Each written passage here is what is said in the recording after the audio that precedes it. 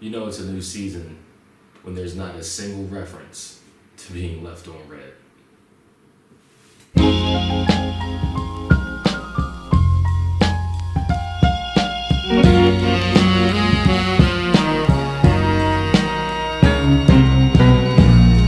No fire is too hot, no snow is too cold.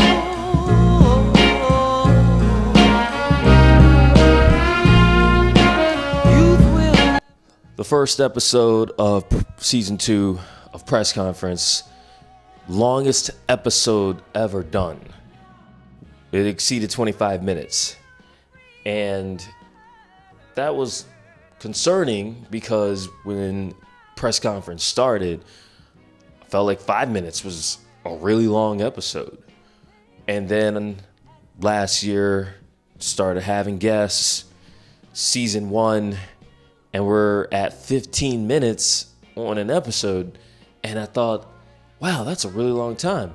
So I was concerned when the first episode was up 25 minutes, and I'm like, wow, we really went for a while here. I wonder if that's going to turn some people off. And then I decided to book my dad for the very next episode. So that concern didn't go too far. I never listened to podcasts before this year. Full transparency. Started listening to podcasts more often when it became apparent that I might actually be on some of them. And people will listen to 30 minutes, 60 minutes, an hour, more than an hour, sometimes every day, certainly every week, frequently. And it occurred to me, oh wow, people will actually invest their time into something if they feel like it's worth their time. Time is money. It's the same thing with money. People will spend the money if they feel like it's worth spending the money. So I go back to me, and that's why I'm always thankful for the people who, whether it's their money, because I'm an artist or something like that, but more likely their time. I really appreciate those people who actually will be like, you know what? I'm going to give you my 20 minutes and I'm going to come back for another 20 minutes. Y'all some real ones. And I'd rather give people a good 20 minutes than a bad 10 minutes. So that's my philosophy going forward on time. Some viewers may recall from a previous episode, a long time ago, that my bubbles are green. But it has come to my attention that you no longer have to be an iPhone user to be on a Facetime call. That's hilarious to me because really, these people don't like Android users at all. You talking about bullying. Talk to an Android user, man. I mean, Android users don't care what phone they have. And iPhone users, they really love the fact that they have some exclusive things that, as you can see, are becoming less exclusive. But that's not the point for an iPhone user. An iPhone user, they really love to point out that their camera images are always clear, which, guess what? Android catching up. Not that I care, I don't take pictures anyway. They'll talk about their emojis always show up, and alright, that's cool. Emojis can still be misread by some, but that's not the point, Look, these are the same people that wait for an album to drop so that they can map out their next 30 Instagram captions. I never take y'all seriously when it comes to this stuff. I actually had somebody who was kind enough to let me in on why you shouldn't call at all. In fact, they even made a song about it.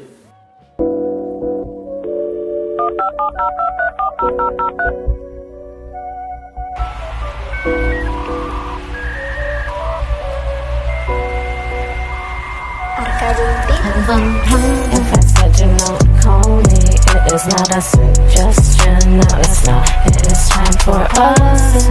Because 1 + 2 is 3. And I said do not call me. How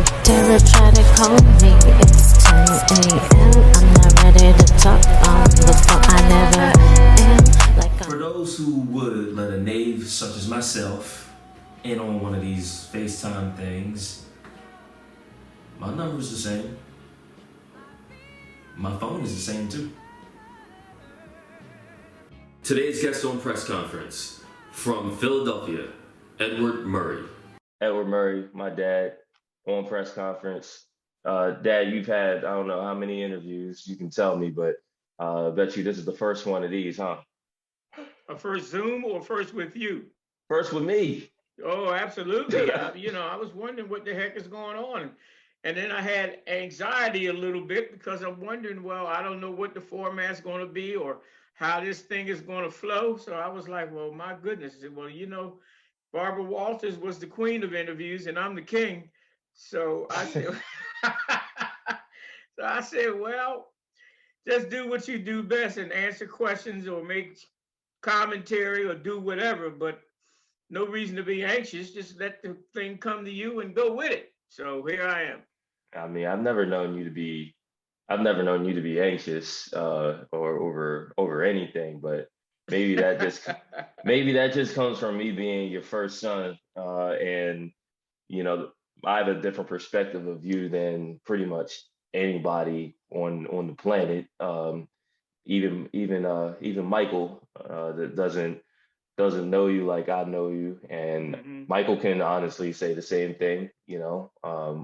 I went off to college. Mike had to hold it down as the only child, 9th through 12th grade. Me and Mike came back to tag team for a year, and then we both split. So that being said, it's fun for me to have you on. I don't know what we're going to talk about either. I was just like, I gotta have my dad on. I had mom on right before my birthday. I had Michael on last month to end last season after not doing a show for 6 months, and this is only the second show of the new season. And I figured it's your birthday month. You got more experience than birthday years that you're counting apparently. So yeah, I had to let I had to have you on at this one time, before the month of September ends at least. well, I'm glad, first of all, to be joining with you. You look good, you sound good. I'm glad you gotten over that little brief health incident. We can call it what it is. It was COVID. It was COVID. It was a breakthrough. Is what it was. Thank goodness for the breakthrough and nothing worse.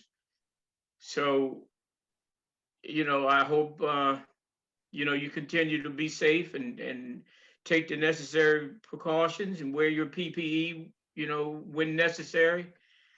But I'm just glad you bounced back. We talked about it. If I had to get it, I got it at a relatively convenient time and everything. And I mean, shoot, I got better right around your birthday, September 12th. So once again, hope you're enjoying your celebrations. But when it comes to this time of the year, how are you feeling? I know you always have a lot of perspective about what you've been through, how far you've come to get to this point. Are you used to being your new age now after about 10 days or so? Well, I'll tell you, champ, I am truly, truly amazed. And I know a lot of times that word amazed is it carries a lot of, it means a lot of things to many different people, but maybe sometimes it's overused, but I cannot believe that I'm 65. I mean, just the thought of being 65 when, I still can remember being a Cub Scout at 8 and coming up through the years and having coworkers that were, in their 40s, like when I was working at the post office and I was in my early 20s, and I had coworkers, other mechanics and welders and electricians and whatnot that were in their late 30s or early 40s, and I used to I used to think that was old. Well, now I'm much older than 30s and 40s, and you know, God has blessed me tremendously because for me to sit here and be 65 when so many of the people that I grew up with are no longer on the planet is amazing. I mean, just think in another 5 years, I'm going to be 70, and I'm going to be like, you have got to be kidding me. Like my two oldest siblings always say, they say, I am too old to be this young, you know, or even if you flip it around and say, I am too young to be this old. But for me to be 65 is incredibly amazing. I mean, I relish in it. I really do. I mean, but what I want to do is live long enough to see my hair, and I probably should say my mustache because the hair is 90% gone. But whatever hair I have, I want to see it snow white. That's what I want to see. But anyway, getting back to 65, I feel good. I look good. Um, I look better when I shave and trim my mustache, but nonetheless, I'm 65, or what I casually say, I'm 30 with 35 years experience. Yeah, yeah. You mentioned the hair, and it's like, I'm a grow mine while I can. I'm gonna eventually get to you. I'm not gonna add the horseshoe, man. If I don't have a hairline anymore, if I can't get if I can't get this thing growing out, it's coming all off. I'm no fade life for me. Yeah, well, I mean, I shave my head probably not as often as I should, but when it starts looking like some kind of cartoon character or something, that's when I take the clippers and the razor and get busy. But Yeah, a bald head is not a bad way to go. Not to mention you can't mess that up, but so much. You can leave patches. But if you in the mirror properly and you feel in your scalp, you shouldn't be looking stupid. So so I'm about due right now actually to get the razor to my head. I've always been interested in how you got to where you are in this point of your career, especially considering you were in high school, you left high school early, got your GED, went to the Marines, was there for you not just in one place, and then I mean now it's like you're an electrician, you're a mechanic, you're a handyman, you do like everything. Like how do you tell people like what you do and what it took to get to what you do? Well, that's a good question, Champ. Um, yeah, I am a licensed electrician, and I have an electronics background and a very strong mechanical background. And the bulk of my work has been in manufacturing, production, and processing, largely in food manufacturing, but I've worked in steel plants and commercial bakeries and post office. It'd probably be easier to say where I haven't worked, um, but I enjoy fixing things. I mean, I was the kid who was sticking screwdrivers in receptacles. Of course, I have a much more sophisticated method of testing things these days and a safer method. Yeah, But I was the guy when the electric company man came to look at the meter, or the guy came to service the refrigerator, or the telephone man came to the house, or whoever it was, there I was looking over their shoulder and even asking questions. Um, And, you know, I grew up in a family of tradespeople. You know, my father was a carpenter. Your grandfather, your your your maternal grandfather was a concrete guy, and a scaffold builder. So I had that in my blood. But I remember, you know, trying to connect short out a battery and wondering where that heat was coming from in the wire. And I've been curious about that ever since. And then when I got into uh, grade school, fifth grade, from fifth grade to ninth grade, we rotated through all of the shops: mechanical shop, mechanical printing, what they used to call drafting, electric shop, wood shop, metal shop, you name it. And all those years, that's what we did for each grade. We rotated through all of the shops, learning about tools and learning about, you know, industrial machinery and equipment. And then when I got in high school, carpentry was actually my major. So I had 3 periods every day of carpentry. And then, of course, I went in the Marine Corps, came out, and went to work for the post office. And that's when I began my formal training in mechanics and electrical and stuff like that. So, you know, my slogan now is, if I can't fix it, it ain't broke or it ain't there, one or the other. But you know, I tell people, and I try to be careful when I speak to people about the number of jobs that I've had, and all of my instability and hop skipping and jumping around, because a lot of people don't know how to process that. They assume negative uh, things about, you know, you being unstable, or maybe you have social problems like alcohol or drugs, and that's why you change jobs. And I explained to them and say, you know, a college graduate takes many courses before they can get their degree.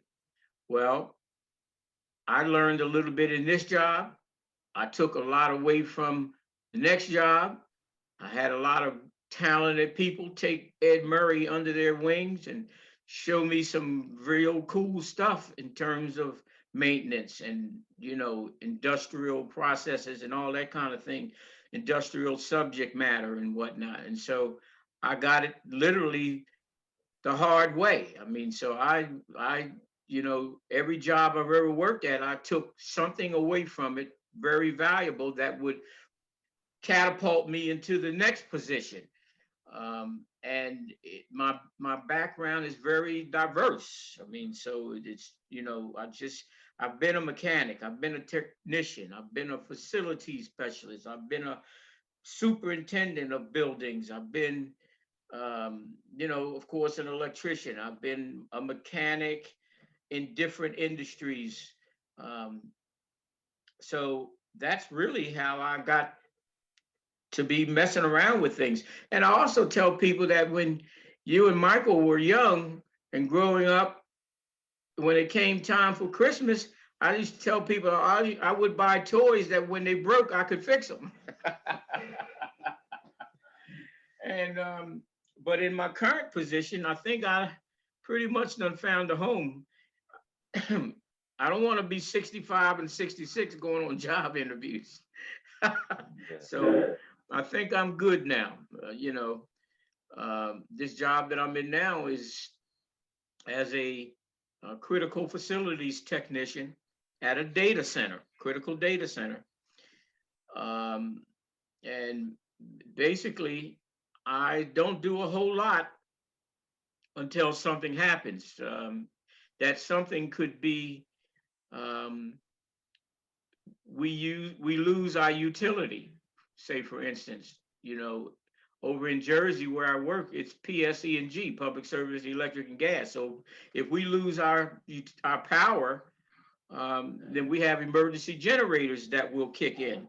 And if those emergency generators don't kick in, or they don't kick in quick enough, then we have very large, powerful UPS systems that are supposed to carry and bridge us over to fill that gap until we can get the generators running. So on a normal day, we're pretty much just doing nothing, literally.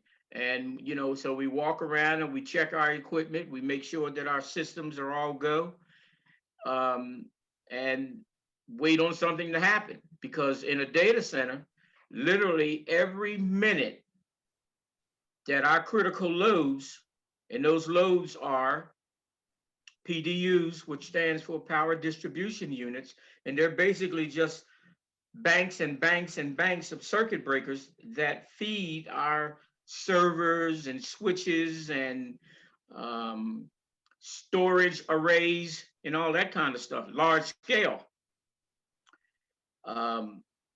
So the UPS system is only going to be able, because it's basically batteries, and it's only going to be able to supply the voltage that we need to maintain the critical load for about 44 minutes, which is not a lot. I left out, yeah, so every minute that equipment is down is tens of millions of dollars. So while we're not doing much, but when the what hits the fan, we better be, that's where the rubber meets the road. We better be, we better be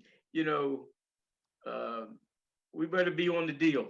That's how that goes. So that's what I do now currently, and I love it. I mean, because I don't have anybody barking commands at me. I don't have anybody micromanaging me. I don't have anybody constantly telling me what to do. Most of the time, I'd say 98% of the time, I'm the only technician there because I work 12-hour shifts. And so we may have one or two people, if anybody, in the control center, because a lot of those people work from home. And then we'll have one security guy on duty. But as far as the equipment, I'm it for 12 hours. And it's great.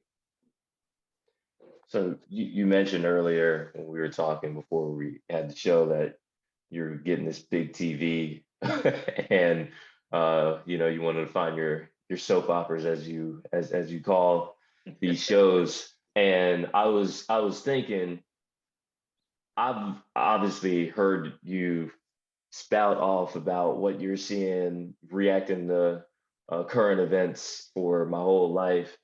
And we're in the social media era now. And I know I always wondered what you felt about social media in particular, because I don't need you to have social media. I know what it would look like if you did. Your takes, I'm familiar with them. I don't know if the rest of the world is ready for that. But how do you feel about have you ever thought about social media and especially in the context of how we get information, and share how the world affects us? Well, to give you the RDCV, that's the Reader's Digest condensed version. Yeah, thank you. I don't for that. give two. Huh? I said that'll be appreciated. Hey, look, yeah, someone we know. I don't give two, as your mom would say, I don't give two hoots with social media. I don't believe in Facebook, which I call Wastebook. I don't believe in Twitter, which I call the S word. You can imagine that one. MySpace is lost in space. I don't believe in that nonsense because, from a technological standpoint, what would we have ever done without cell phones, and what would we have ever done without a Xerox copy machine?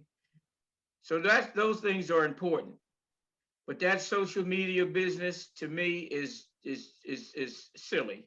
I mean, it's a waste of time. First of all, I don't have anybody that I would social media with in the first place. But even if I did, I don't need it. And so I don't have a high regard for that nonsense. I think it's silly. I think it's corny. And I think it's also detrimental to some people who may be technologically clumsy and don't know what the heck they're doing. and you're telling the whole world that you're going to be on vacation next week, and then you turn and you come back from vacation and wonder why your house got broken into because you done told the whole world all your business. So I'm not a social media person. Hey, as someone who sort of has to be on it, I feel you 100%. I'm trying to be like you one day, Dad. Well, I think we're trying to be like each other, champ. I'll tell you that. And from me to you, I think it carries a lot more weight. It's a little bit more important. I mean, I tell people that when I tell my rugrats, you and Michael, when I grow up and get big, I want to be just like them. Yeah, I mean, I'm very proud of you and your brother. Absolutely, to no end. Hey, well, I love you, Dad. Thank you for being my guest on this show. Thank you for being my dad. And because we're running out of time, I want to give you a chance if you want to give a shout out to anyone or anything. I want to give that platform to you. So turning it over to you to wrap this up. Well, I would just say everybody who ever may hear and or see this recording, handle your business, mind your business, stay in your lane, and keep hope alive. And I'm not talking about Bob Hope. You know, a sense of humor these days, you need it. But stay woke and know that we're living in some tough times right now, and the nation is trying to turn the clock back on us every minute of the day. And you know, we just have to be vigilant and be very forthright in our thoughts, our deeds, our actions, and of course our prayers. That's it. Thanks again to my dad. And next week, Gothami Penakalapati joins Press Conference. We're coming to the end of Library Card Sign-Up Month. I'm sure it's been a very active month for the libraries. And now, who are we kidding? You don't even get on the phone with card services when it comes to the library card. Shoot, now I'm guilt tripping. Let me go get a library card right now.